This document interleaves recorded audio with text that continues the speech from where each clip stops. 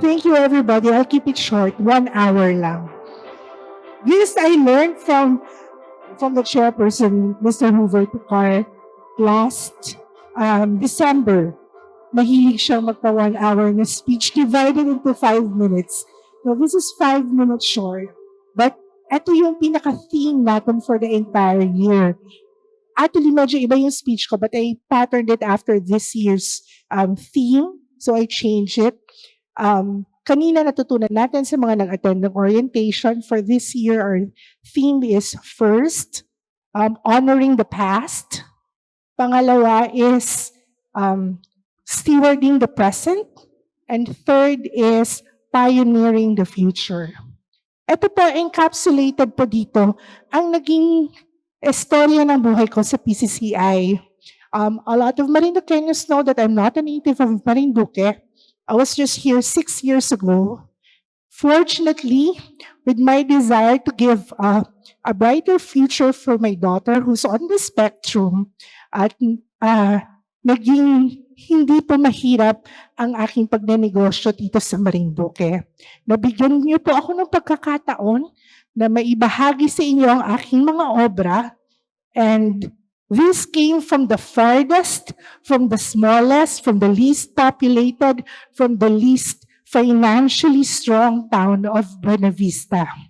So naisip ko, I just attended this year's summit dahil, last year's business summit, dahil sinabi ko talaga sa sarili ko that on my 5th year of business, as part of my vision for sustainable business, sasali ako ng KMME with DTI so that I'm guided accordingly.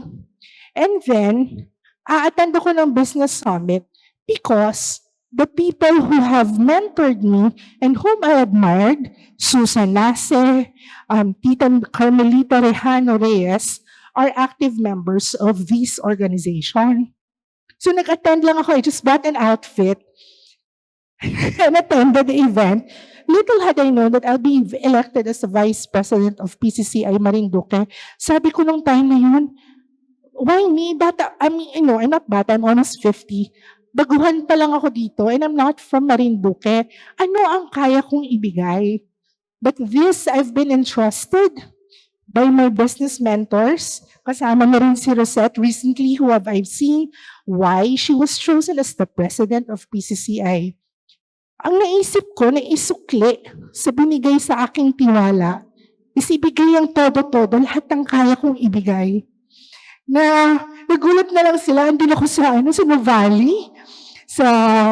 I was amongst the veterans in Southern Luzon chapter on my first year as a member and as an officer of PCCI. Tapos naisip po, so this was my way of honoring those who have imparted their knowledge and their wisdom to me. Sabi ko nga aking mga business mentors. Pangalawa, stewarding the present. Kung nangyari ito, ako na taga Buena Vista, na binabago ako, I'm able to provide for my daughter, we're able to travel comfortably, we live in masaya, masagana at mapayapa na buhay, then, kaya din to ng aking mga kababayan sa Buena Vista. And you know, Buena Vista is a gem when it comes to food. Meron din kaming business partner, members who's into gasoline, into agribusiness. The top agribusiness exporter of Marinduque, Ms. Let Galang. Pero ito let's give her a warm congratulations. Proud na proud ako na isang usap ko lang sa kanya, hindi niya ako tinanggihan. And even when I asked her to support tonight's event, right away nagbigay siya kaagad. And then this, sabi ko 5 minutes, may 3 minutes pa ako ha. So this Buena Vista, this is a gem of a place when it comes to food. Sana po huwag kayong magdamdam. I'm sure meron din kayong mga ibubuga, but I'm so proud that apart from the Choco Brandy, arguably one of the best chocolate cakes in Marinduque, among other things, we have the best donuts, brioche donuts from Casa John.